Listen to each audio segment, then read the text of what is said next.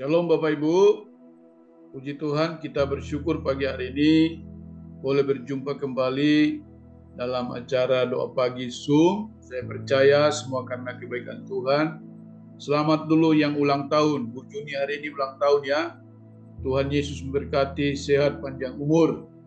Baik, puji Tuhan, pagi hari ini saya akan menyampaikan renungan firman Tuhan dengan tema hidup karena iman. Jadi Bapak Ibu, kita hidup karena percaya, bukan karena melihat. Jadi tetap percaya bahwa Allah turut bekerja dalam segala sesuatu untuk mendatangkan kebaikan bagi kita yang percaya kepadanya. Jadi kita sungguh-sungguh percaya kepada Tuhan bahwa kita hidup karena iman. Karena firman Tuhan berkata, orang percaya hidup karena percaya. Orang benar hidup karena percaya. Jadi kalau kita ada hari ini karena kita percaya. Dan iman kita itu jelas sumbernya adalah Kristus sendiri, Allah yang kita percayai, yang tidak pernah gagal, yang tidak pernah meninggalkan, yang selalu ada menyertai setiap perjalanan kehidupan kita. Jadi kita tidak boleh lemah, tidak boleh dikuasai dan dikendalikan oleh ketakutan dan kekhawatiran, tapi kita harus percaya kepada Tuhan yang berdaulat atas hidup kita. Nah, pagi hari ini pembacaan kita terambil dari Injil Markus pasal yang ke-11 ayat 22 sampai ayat yang ke-24. Nah, sebelumnya menceritakan bagaimana ketika Yesus meninggalkan kota Betania, lalu dia merasa lapar bersama dengan ke-12 muridnya. Nanti baca di sini lengkap satu perikop ini. Tiba-tiba dari jauh Yesus melihat ada pohon ara. Tapi pohon ini tidak ada buahnya, yang ada hanya daun-daunnya saja. Lalu Yesus mengutuk pohon ara itu. Yesus berkata, mulai hari ini engkau tidak akan berbuah untuk selama-lamanya. Lalu sesudah itu Yesus meninggalkan daerah Betania, lalu bersama dengan murid-muridnya. Petrus kaget karena apa yang Yesus katakan itu terjadi. Dalam Markus pasal yang ke-11 ayat yang ke-22, Yesus menjawab mereka. Saya baca dulu ayat yang ke-20.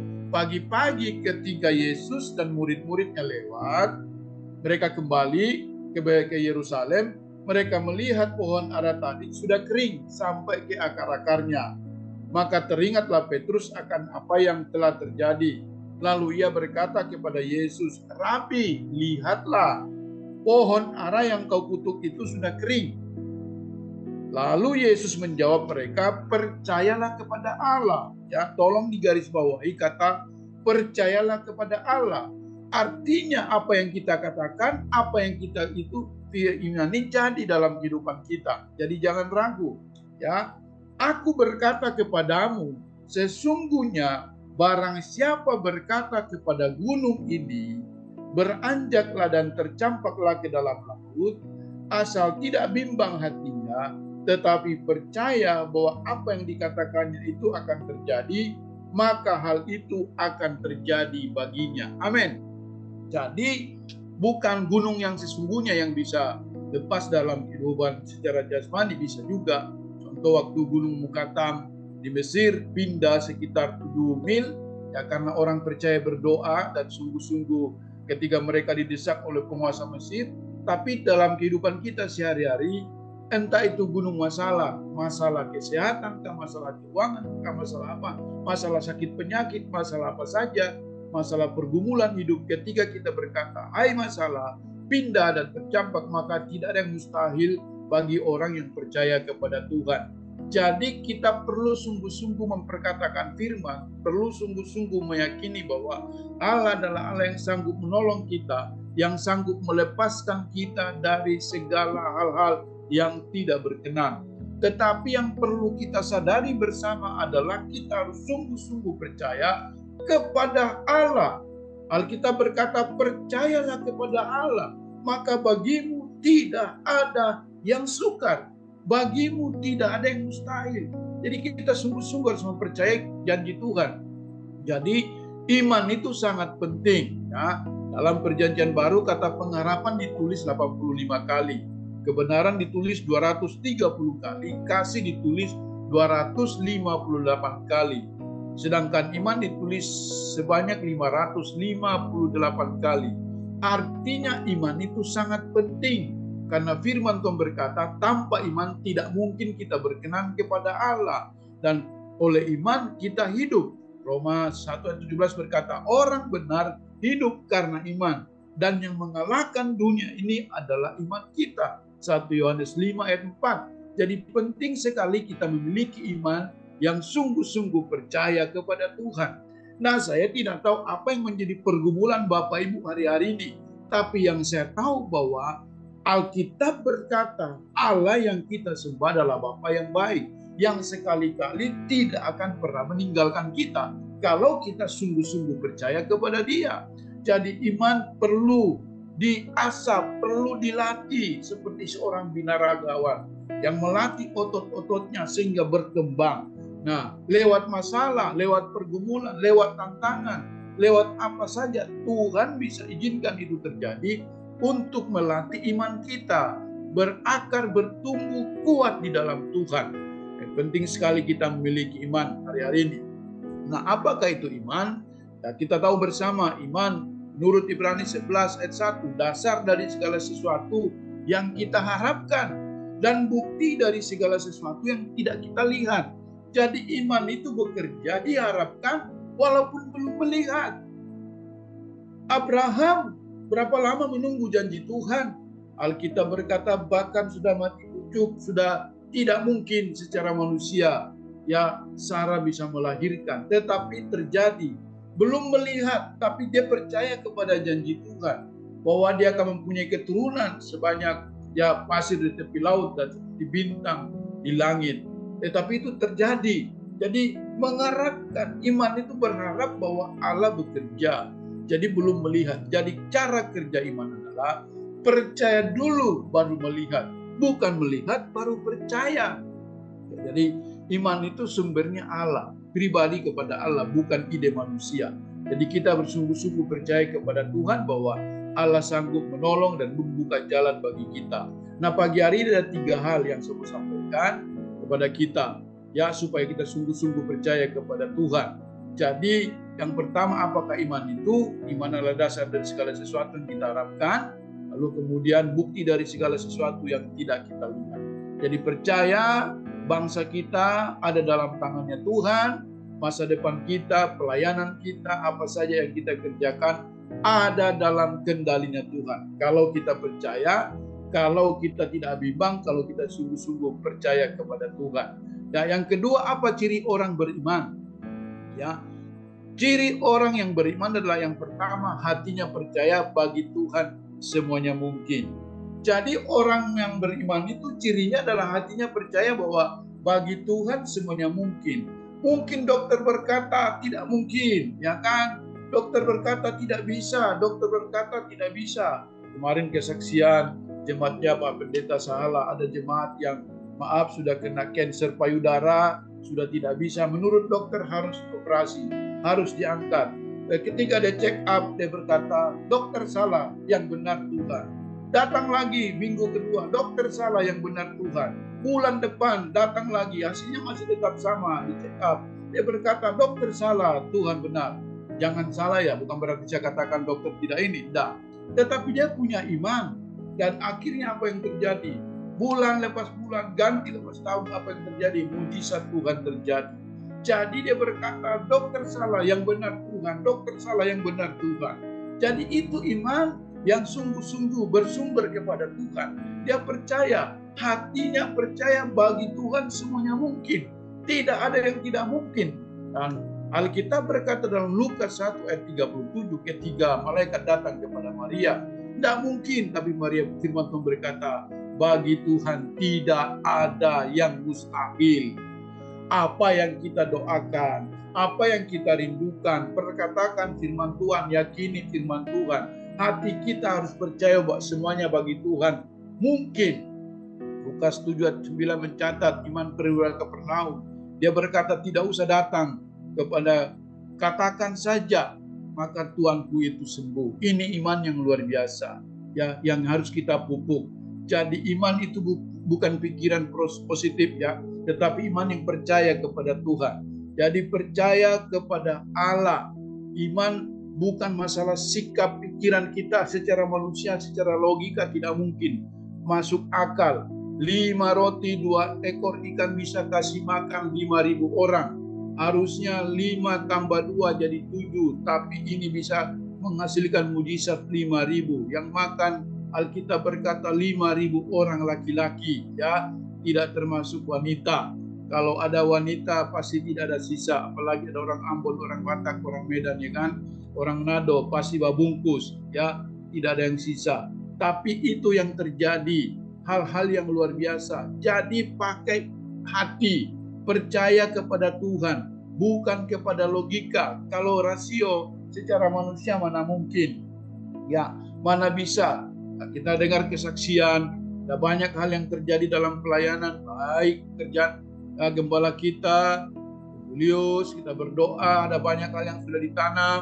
Rubin Adi, Tuhan percayakan perkara-perkara yang besar, bangun di Journey, hal-hal yang luar biasa, dan banyak yang betul berkata itu mujizat, itu iman yang percaya kepada Tuhan. Dalam pekerjaan palsu itu ada banyak kesaksian-kesaksian. Ini seharusnya memupuk kita bahwa Allah yang kita sembah adalah Allah yang sanggup menolong. Dan mari kita minta supaya itu juga terjadi dalam kehidupan kita, dalam pelayanan kita, dengan cara jangan batasi Tuhan berkarya dalam hidup kita. Sering pikiran kita berkata, tidak mungkin, tidak mungkin, tidak mungkin, tidak mungkin. Mana bisa, mana bisa, mana bisa ini terjadi.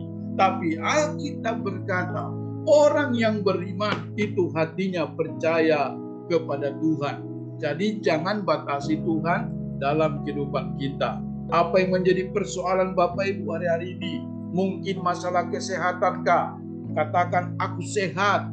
Bagi Tuhan tidak ada yang tidak mungkin. Aku pasti dipulihkan oleh Tuhan. Kalau kita sungguh-sungguh meyakini akan kerja kuasa Allah dalam kehidupan kita. Jadi jangan diinabobokan dengan keadaan perkataan negatif, hal-hal yang membuat iman kita jadi lemah. Ya, yang kedua apa ciri orang beriman? Yang kedua perkataannya memiliki daya cipta. Jadi Allah menciptakan langit dan bumi ini dengan perkataannya, ya kan? Jadilah matahari, jadilah terang, jadilah gelap, jadilah malam, jadilah bintang, jadilah semua. Perkataan diciptakan luar biasa. Jadi Allah ciptakan dunia dengan firman-Nya.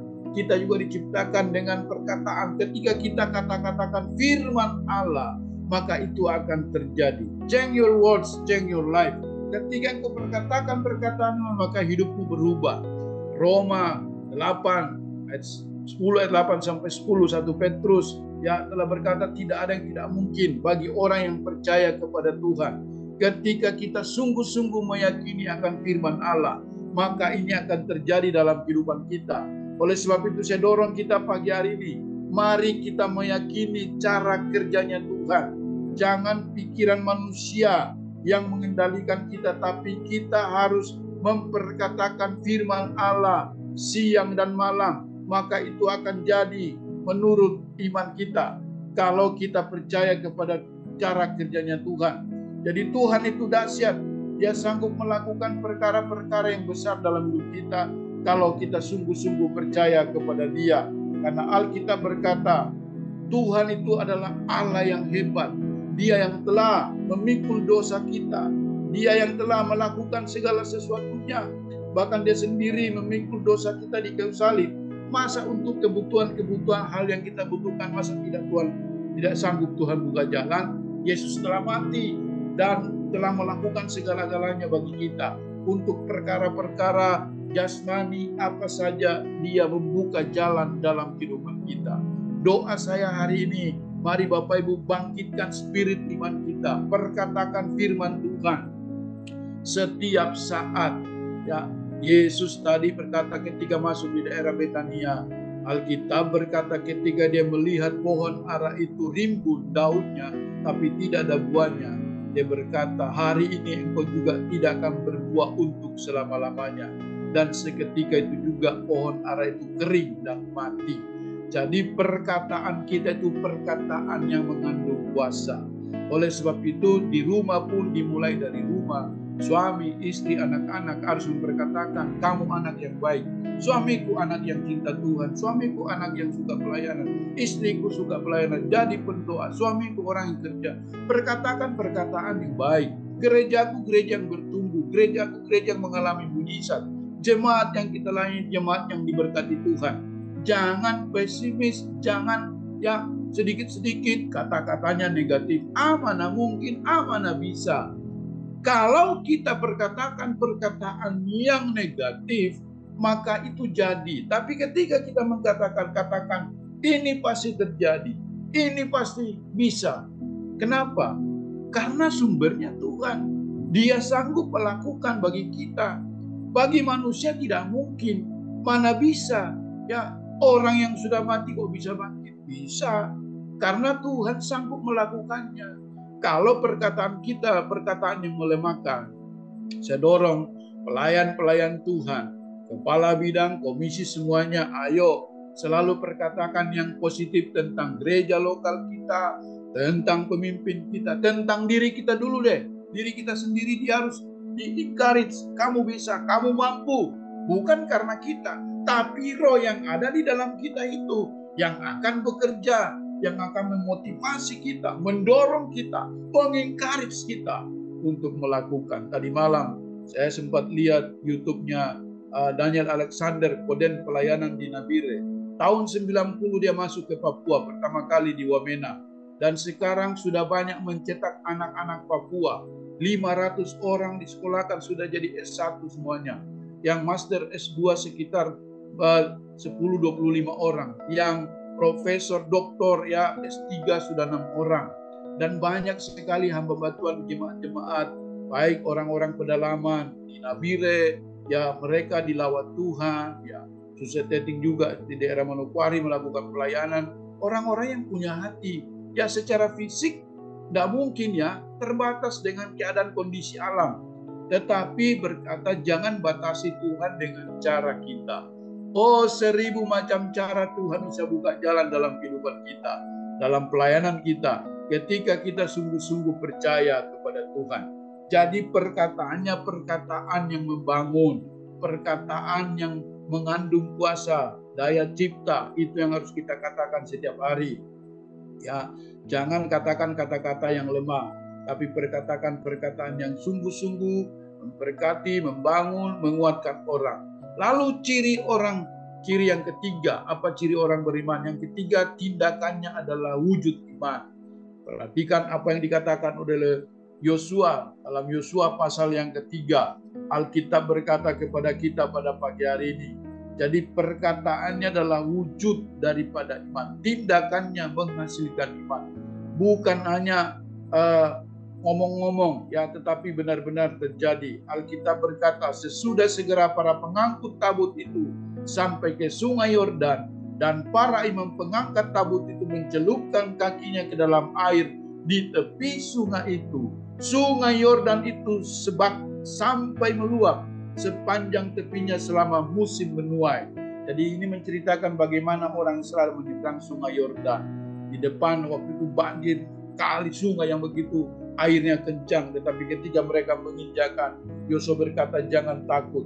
Ketika tabut diangkat dan para imam menginjakan kakinya, Alkitab berkata sungai itu berhenti mengalir dan mereka berjalan. Taat saja. Petrus disuruh Tuhan, ya tebarkan jalamu ke kanan. Lalu Alkitab berkata ketika dia taat, dapat ikan yang banyak. Ya, Bapak Ibu yang Tuhan Yesus kasihi, Tuhan mau kita mengalami hal-hal yang mustahil hari-hari ini, di luar pikiran kita. Berani melangkah, berani mencoba, mungkin gagal, tetapi jangan berhenti, maka akan melahirkan mujizat dalam kehidupan kita. Percaya saja, lakukan saja. Dasarnya ada firman Tuhan jelas. Bukan apa kata orang ya, tapi jelas sumbernya firman Allah. Apa yang kita lakukan, segala sesuatunya bersumber pada firman Tuhan. Dan contoh-contoh, ada ribuan mujizat yang Tuhan lakukan. Dan Alkitab memang penuh dengan mujizat. Alkitab penuh dengan perkara-perkara yang ajaib, yang tidak masuk rasio manusia, yang tidak masuk dalam pikiran manusia, nonsen bagi manusia, tapi bagi Tuhan tidak ada yang tidak mungkin. Doa saya, apa yang menjadi pergumulan Bapak Ibu hari-hari ini, ya yakini firman Tuhan, berjalan dalam kuasa kemustahilan, maka itu terjadi dalam kehidupan kita. Jangan batasi Tuhan dengan cara kita berpikir. Kalau kita berpikir mana mungkin, ya. Bagaimana meningkatkan iman? Ya, dengan singkat, hidup dalam firman. Baca firman Tuhan setiap hari. Yang kedua, hidup dalam doa. Jangan kurangi jam-jam doa kita kepada Tuhan.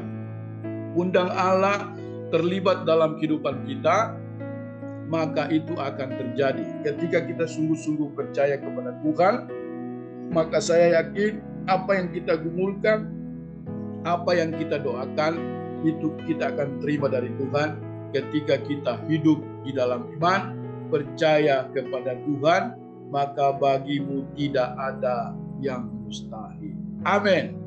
Tuhan Yesus memberkati. Mari kita berdoa. Bapa, kami mengucap syukur pagi hari ini buat kebaikan-Mu.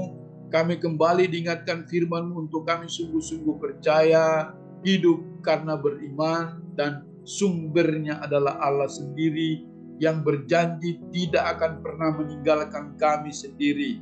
Dalam perjalanan kekristenan kami, Engkau ada bersama dengan kami.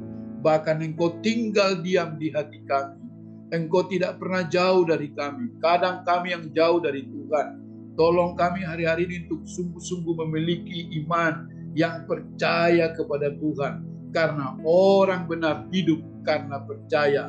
Tuhan, mampukan kami dengan kuat kuasa-Mu. Apa yang kami doakan, apa yang kami imani itu akan terjadi. Asal kami tidak bimbang, asal kami tidak ragu. Karena musuh utama daripada iman adalah ketidakpercayaan kami. Ampuni kami kalau seringkali kami tidak percaya dan meragukan kuasa Tuhan terjadi dalam hidup kami. Tolong kami yang sakit sudah disembuhkan, kami yang lemah sudah dikuatkan, kami yang sedang bergumul dalam masalah rumah tangga, keuangan, kesehatan, hari ini kami imani, kami sudah menerima semua janji Tuhan itu. Di dalam nama Yesus, kami berdoa dan mengucap syukur. Haleluya. Amin.